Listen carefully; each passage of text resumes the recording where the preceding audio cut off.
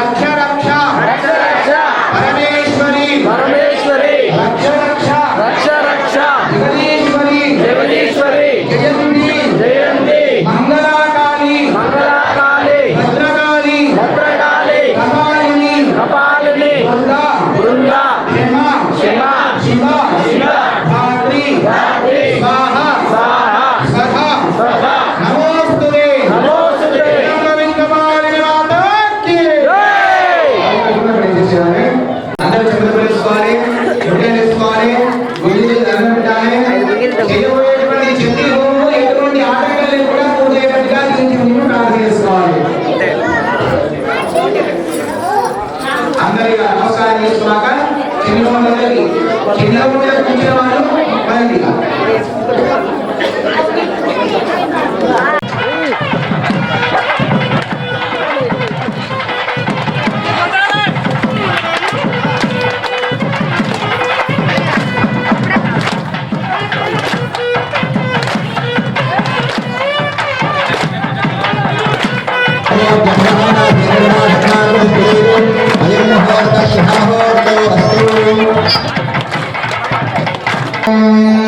అందరూ కూడా నిశ్చితంగా ఉండాలి. అందరూ కూడా చదవాలి. గురు బ్రహ్మ గురు విష్ణు గురుదేవో మహేశ్వర గురు సాక్షాత్ పరబ్రహ్మ తస్మై శ్రీ గురవే నమః. మాతృదేవో భవ పితృదేవో భవ ఆచార్యదేవో భవ కులదేవత వంశదేవత గ్రామదేవత ఇచ్చినటువంటి తల్లిదండ్రులకి విద్యాబుద్ధులని ఇక్కడ గురువులకి మీ ఇష్టదేవత కులదేవత వంశదేవత గ్రామదేవత అందరికీ కూడా నమస్కారం చేయాలి.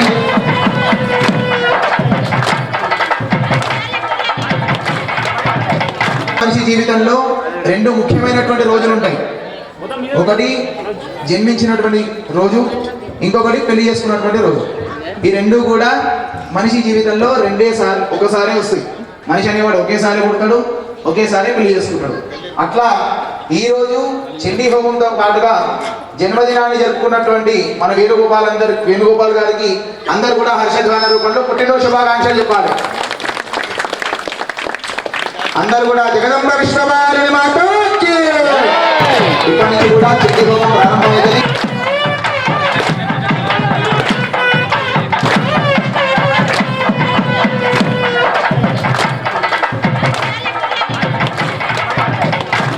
हस्तं रक्षाल्य आज्ञ ओम केशवाय स्वाहा नारायणाय स्वाहा माधवाय स्वाहा गोविंदाय नमः. दामोदराय नमः गंगजनाय नमः वासुदेवाय नमः प्रद्युम्नाय नमः नरद्धाय नमः मृदोत्तमाय नमः धूपदाय नमः नारसिंहाय नमः अच्युताय नमः जनार्दनाय नमः वेंद्राय नमः हरे नमः श्रीकृष्णाय नमः श्रीदत्तपरब्रह्मणे नमो नमः. అందరూ కూడా ప్రాణాయామం చేయండి. అందరూ కూడా స్ట్రైట్ కూర్చొని ముక్కు పట్టుకొని 3 సార్లు గాలి తీసుకొని ఇష్టపడేయాలి. ఓం భూః ఓం భవః ఓం స్వః ఓం మహః ఓం జనః ఓం తవః ఓం సత్యం అంగుళ్యాగ్రే నాసికాగ్రే సంవేద్యం అవనాశనం ప్రాణాయామవిదం ప్రోక్తం ప్రజభిర్ పరికల్పితం ఓమాపో జ్యోతిర్సమృతం బ్రహ్మ భూర్భవస్సువరో.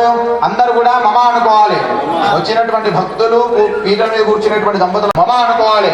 యజమానస్య వార్తా సమస్త దుర్దక్షయ ద్వారా పరమేశ్వర ఉద్దిశ్య పరమేశ్వర ప్రీత్యర్థం శుభాభ్యాం విభేదోపనే ముహూర్తే మహావిష్ణోరాజ్ఞయ ప్రవర్తమానస్యాద్య బ్రహ్మణాదిదేవతావర్యోధ్య ప్రదేశే మహాకాళీ మహాలక్ష్మీ మహాసరస్వతీ దేవతా సిద్ధపర్వణి చండికా పరమేశ్వరీ దేవతా సమిధో సమస్త దేవతా బ్రాహ్మణ హరిహర శ్రీ గురుచరణ సమిధో అస్మనోత్తమానం జావహర్గజాంధ్రమాణేన ప్రభవాది వ్యక్తిలం మత్సరాణాం మధ్యే గౌడిగోత్రోద్భవస్య వేణుగోపాలనామధేస్య లాస్యానామధేస్యాః సహనానామధేస్య భవిష్యానామధేస్య సావిత్రమానామధేస్య సహకుటుంబానాం శేషగోత్రోద్భవస్య శ్రీశైలంనామధేస్య శ్రీలతానామధేస్య అఖిలనామధేస్య సహకుటుంబానాం దేవదాగోత్రోద్భవస్య భాగ్యానామధేస్య సంతోషనామధేస్య చైతన్యానామధేస్య శివసాయినామధేస్య శ్రీయానామధేస్య గణేశనామధేస్య సహకుటుంబానాం ఆమల్యగోత్రోద్భవస్య శ్రీగోత్రనామధేస్య లింగమ్మానామధేస్య శ్రీనివాసనామధేస్య జ్యోతినామధేస్య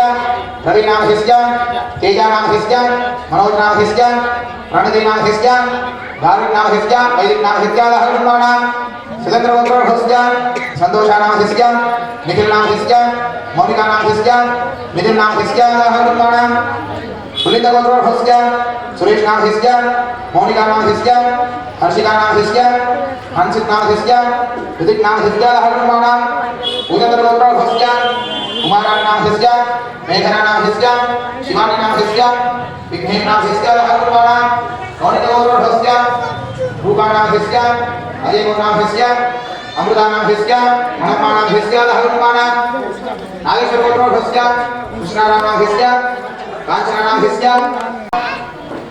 గౌరీగోత్రోద్భవస్య వీరేశన్నామధేస్య విజయలక్ష్మీనామధేస్య నరేష్నామధేస్య కవితానామధేస్య సహకుటుంబానాం ज्ञानगोत्रस्य कृष्णानामस्य लक्ष्मीदेवीनामस्य श्रीबालानामस्य श्रीलोहितानामस्य बाबयानामस्य देवन्द्रनामस्य श्रीयांशनामस्य दहकुटुम्बानां चण्डेश्वरगोत्रोद्भवस्य गणेशनामस्य दीक्षितानामस्य कुमारनामस्य निकितानामस्य गोत्रोद्भवस्य रघुनाथगुप्तानामस्य प्रभावतीनामस्य शोभातानामस्य सहकुटुम्बानां आयुष्याभिवृद्ध्यर्थं बालकगोत्रोद्भवस्य श्रीनुनामस्य मणिनामस्य प्रेमकुमारनामस्य सहकुटुम्बानां अक्षन्तरगोत्रोद्भवस्य चन्द्रशेखरनामस्य कुमारानामस्य मुञ्जरानामस्य चरणतेजानामस्य सहकुटुम्बानां आयुष्याभिवृद्ध्यर्थं అందరూ కూడా నమస్కారం చేసుకోవాలి సహ కుటుంబానాం క్షేమాన్ స్థైర్యాన్ ధైర్యాన్ విజయాన్ అభయాన్ ఆయుః ఆరోగ్యాన్ ఐశ్వర్యాన్ అభివృద్ధి సిద్ధ్యర్థం ధర్మాన్ అర్థాన్ కామ్యాన్ మోక్షాన్ చతుర్విధాన్ ఫలాన్ పురుషార్థాన్ सिद्ध्यर्थं चिन्तितान् मनोरथान् अभीष्टान् फलान् सिद्ध्यर्थं मम सहकुटुम्बानाम् आचरितान् आचरिष्यमाणान् सङ्कल्पितान् सकलकार्याणि दिग्विजयतान् निर्विघ्नतान् सिद्ध्यर्थं श्रीमहाकाली श्रीमहालक्ष्मी श्रीमहासरस्वती त्रिशक्तिस्वरूपिणी श्री चंडिका परमेश्वरी देवता प्रीत्यर्थम अन्योन्य भक्तजना सहायेन देवी शरण्यवरात्र महोत्सव पर्वदिना श्री देवी देवता प्रीत्यर्थम चंडी सप्तशती हवनाख्यम कर्म करिष्ये అందరూ కూడా మంచిగా కళ్ళు మూసుకొని మీకు ఉన్నటువంటి మనస్సంకల్పాలు కోరికలన్నీ కూడా అమ్మవారికి తెలియజేసుకోవాలి. వచ్చే సంవత్సరము నవరాత్రుల కల్లా కోరికలన్నీ కూడా నెరవేరేటట్టుగా దీనికి ప్రార్థన చేసుకోవాలి.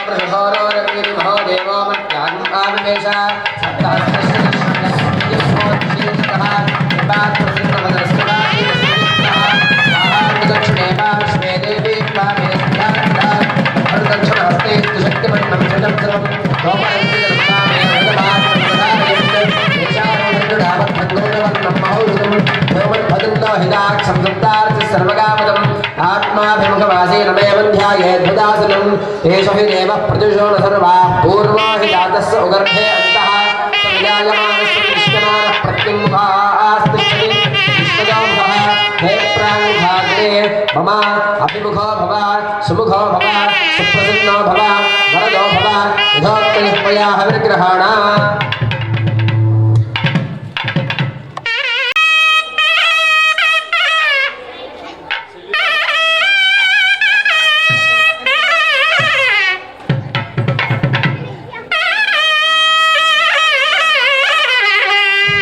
सोदके नमः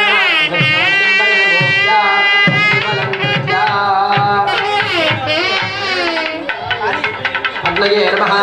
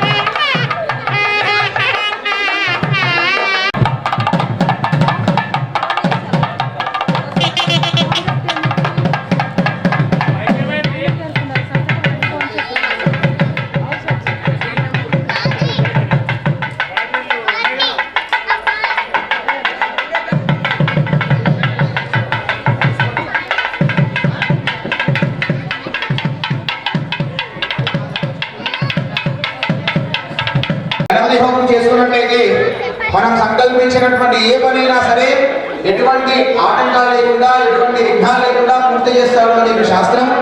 కాబట్టి మనకి సురేష్ దండు అనేటువంటి యూట్యూబ్ ఛానల్లో లైవ్ ప్రోగ్రామ్ నడుస్తున్నది. కాబట్టి అది కూడా మీ ఫ్రెండ్స్ వాళ్ళకి కానీ ఫ్యామిలీ అందరికీ కూడా షేర్ కొట్టండి.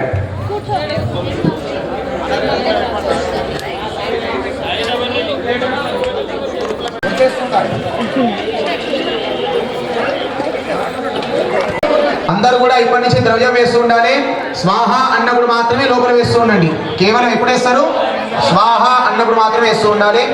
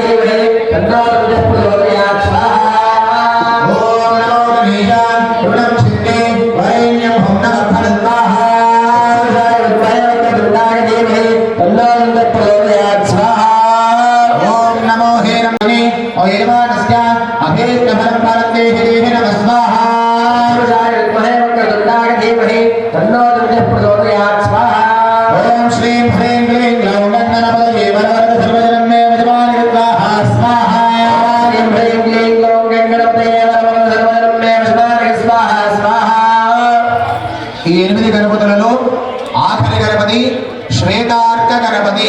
ఎవరు? శ్వేతార్క గణపతి అంటే తెల్ల జిల్లాల చెట్ల నుంచి ఉద్భవించినటువంటి గణపతి. ఈ గణపతికి హోమం శ్వేతార్క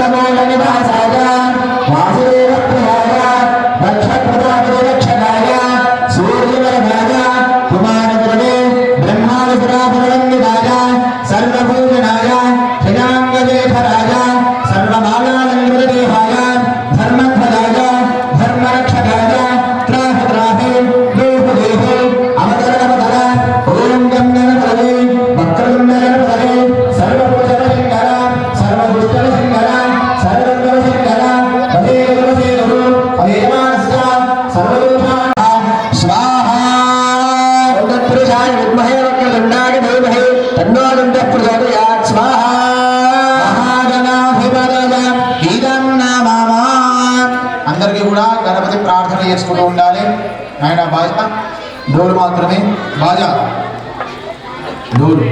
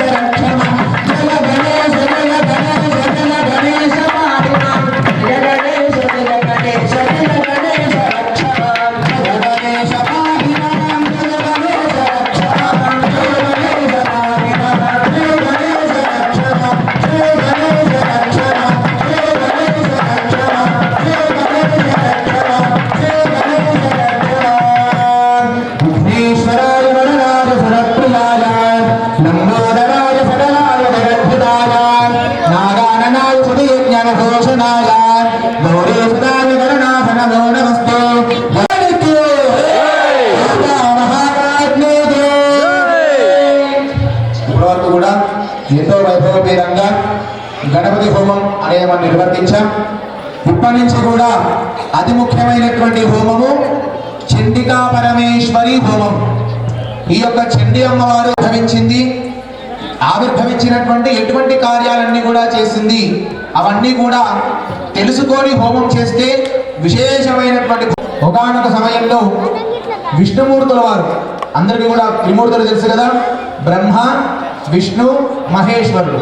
దాంట్లో కూడినటువంటి విష్ణుమూర్తుల వారు సృష్టి అంతా కూడా చేసినటువంటి బ్రహ్మగారికి ఇవన్నీ కూడా నడిపించాలి అనేటువంటి బాధ్యత విష్ణుమూర్తికి అప్పగించారట.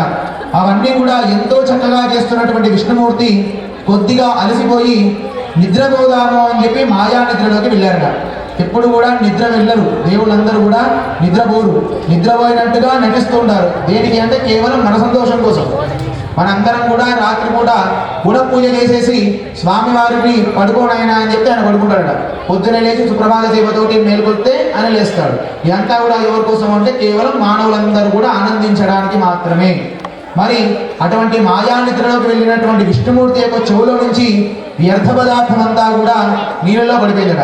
విష్ణుమూర్తి ఎక్కడ ఉంటాడు? క్షీర సముద్రంలో ఉంటాడు. అటువంటి నీళ్ళలో పడిపోయినటువంటి ఆ చెవులో ఉండేటువంటి ద్రవ్యం అంతా కూడా ఇద్దరు మహారాక్షసుల్లాగా పుట్టారట. ఎవరు ఆ రాక్షసులు అంటే మధు కైటభుడు. ఆ ఇద్దరు పేర్లు మధువు, ఇంకొకటి కైటభుడు. ఆ ఇద్దరు కూడా ఎప్పుడైనా సరే మీరు గమనించండి, మనలో నుంచి బయటకు వచ్చేటువంటి వ్యర్థ పదార్థానికి దాన్ని మంచిగా సైంటిఫిక్గా వాడినట్లయితే దాంతో మనల్ని చంపేయచ్చు. అది విష పదార్థంతో సమానం. అట్లా ఆ విష్ణుమూర్తి వారి చెవులో నుంచి వచ్చినటువంటి వ్యర్థ పదార్థంలో వచ్చినటువంటి ఆ రాక్షసులిద్దరికీ కూడా ఆ విష్ణుమూర్తిని సైతం ఓడించేటువంటి శక్తి ఉందట. ఎవరికి? ఆ ఇద్దరు రాక్షసులకి. ఒక సుదర్శన చక్రానికి ఎంతైతే శక్తి ఉంటుందో ఆ శక్తి అంతా కూడా ఇద్దరు రాక్షసులకు వచ్చిందట. మరి అటువంటి ఆ రాక్షసులిద్దరు కూడా విష్ణుమూర్తిని దగ్గరికి వెళ్ళారట చంపేయడానికి. ఎప్పుడు కూడా రాక్షస బుద్ధి ఎప్పుడు ఎక్కడ ఉంటుంది అంటే చంపడము, నరకముడు, తిట్టము దీని మీద ఉంటుందట. మరి అటువంటి ఆ రాక్షసులు విష్ణుమూర్తి దగ్గరికి వెళ్ళారట. రాక్షసులది మందబుద్ధి. వాళ్ళకి ఎప్పుడు కూడా చూసింది మాత్రమే నమ్ముతారు, చెప్పింది ఎప్పుడు కూడా నమ్మరు. ఇప్పుడు కలియుగంలో కావాల్సింది అదే. ఎప్పుడు కూడా చెప్పిన మాట నమ్మదు, చూసిందే నమ్ముతూ ఉండాలి. అట్లా ఆ విష్ణుమూర్తి దగ్గరికి వెళ్ళారట చంపేద్దామని. విష్ణుమూర్తి ఏం చేస్తున్నాడు? పడుకొని ఉన్నాడు. ఆయన చచ్చిపోయాడు. ఆయన క్యాన్ ఏం చేస్తామని చెప్పేసి విష్ణుమూర్తి బొడ్డు లోపల కమలం ఉంటుంది. ఆ కమలంలో ఎవరు ఉంటారు? బ్రహ్మదేవుడు ఉంటాడు. ఆ బ్రహ్మని చంపేద్దామని వెళ్తున్నారట. ఆ ఇద్దరు రాక్షసులను చూసినటువంటి బ్రహ్మదేవుల వారు బ్రహ్మదేవుడికి కేవలం రాత రాయడము, సృష్టించడం తప్ప యుద్ధం చేత కాదు. ఎందుకంటే విష్ణుమూర్తి మహాసుదర్శన విగ్రహం పట్టుకున్నాడు, శివుడేమో త్రిశూలాన్ని పట్టుకుని ఉన్నాడు. కానీ బ్రహ్మదేవుడికి మాత్రం ఒక పెండి ఇచ్చారు. ఆయన పని ఏంటి? కేవలం రాయడం మాత్రమే. మరి ఆ పెండితోటి యుద్ధం చేయలేడు. మరి అటువంటి ఆ బ్రహ్మదేవుల వారు చేయాల్సింది ఏమిటి అంటే విష్ణుమూర్తిని ఆవహించినటువంటి నిద్ర దేవతని పోగొట్టాలి. అప్పుడు అమ్మవారిని ప్రార్థన చేశారట. మహావిద్య మహామాయ మహామేధా మహాస్మృతి మహామోహాచ భవతి మహాదేవి మహాసురి త్వం శ్రీ త్వమేశ్వరి త్వం హ్రీస్త్వం బుద్ధిర్బోధలక్షణ అని చెప్పి ప్రార్థన చేశారట. ఏమిటి దీనికి అర్థం అంటే ఆడవాళ్ళని ఎప్పుడు కూడా తిడితేనో కొడితేనో పనులు జరుగుతుంది, వాళ్ళని మెచ్చుకుంటేనే పనులు జరుగుతుంది. ఇప్పుడు కూడా వాళ్ళని పొగుడుతూనే ఉండాలట. అట్లా నిద్రదేవుని పొగటం స్టార్ట్ చేశాడట బ్రహ్మదేవుడు. ఏమని పొగుడుతున్నాడు అంటే ఈ మూడు లోకాల్లో ముగ్గురున్నారు అందగత్తెలు. ఎవరు అంటే లక్ష్మీదేవి, పార్వతి, సరస్వతి. ఈ ముగ్గురులని నువ్వే అన్నం ఉన్నావు అన్నాడట నిద్రదేవుడు. ముగ్గురులే త్రిపుర సుందరుడు. వారంటే అన్నం ఉన్నాడు ఆయన బ్రహ్మదేవుడు అయితే ఆనందంతో అన్ని దర్శనమిచ్చిందట. ఆయన అర్జెంటుగా అంతగా మెచ్చుకొని పిలవాల్సినటువంటి పని ఏంటి అని అప్పుడు బ్రహ్మదేవుడు వృత్తాంతం కూడా చెప్పి పని ఏం లేదమ్మా, వాళ్ళిద్దరు సమరానికి వస్తున్నారు, వాళ్ళని ఖండించాలంటే విష్ణుమూర్తి లేవాలి, కాబట్టి ఇక్కడ నిద్రని వదిలిపించండి విష్ణుమూర్తికి అని చెప్పారు. మరి నిద్ర దేవతని వదిలిపెట్టినటువంటి విష్ణుమూర్తి కొన్ని వేల సంవత్సరాల శక్తి ఉంది. వాళ్ళిద్దరు మగపైన వాళ్ళకి ఎంత శక్తి ఉందో విష్ణుమూర్తి కూడా అంతే శక్తి ఉంది. ఎక్కడ కూడా ఒకే సమానంగా ఉన్నటువంటి శత్రువులు ఇద్దరు కూడా ఓటమి ఉండదు, అలా చెప్పి గెలుపు ఉండదు. ఎప్పుడు కూడా మధ్యలోనే నడుస్తూ ఉంటుంది. అట్లా నడుస్తున్నటువంటి విష్ణుమూర్తి దగ్గరికి బ్రహ్మదేవుల వారు వెళ్ళి నీ యొక్క నిద్ర సమయంలో ఉద్భవించినటువంటి వాళ్ళకి రాక్షస బుద్ధి మాత్రమే ఉంటుంది, కాబట్టి మీరు కాస్త జ్ఞానం ఉపయోగించి వాళ్ళని యుద్ధం గెలవాలి అంటే. ఇప్పుడు ఇంతవరకు కూడా విష్ణుమూర్తి ఏం చేసిండు? ఎప్పుడైనా సరే మేధస్సు ద్వారా ఆలోచిస్తూ ఉంటాడు. ఎప్పుడైనా సరే కండవలం కాదు, బుద్ధి వల్ల ముఖ్యం. మనుషుల మీద గెలవాలి అంటే ఈ రోజు కండవలం మన కింద